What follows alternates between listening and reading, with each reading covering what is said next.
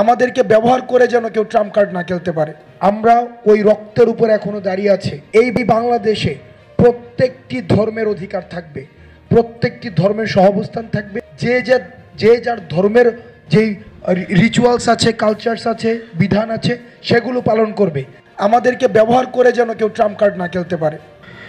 আমি একটা কথা বলবো, এই ফেসিবাদী সরকার, ভারতীয় যে আধিপত্যবাদী সরকার, আমাদের সার্বভৌমত্বের প্রশ্নে সবসময় যারা আপোষ করেছে, এই ফেসিবাদী সরকার সবসময় এই সংখ্যালঘু ট্রাম্প কার্ডটি ব্যবহার করে আমাদের যে সাম্প্রদায়িক সম্প্রীতিটিকে প্রশ্নবিদ্ধ করেছে।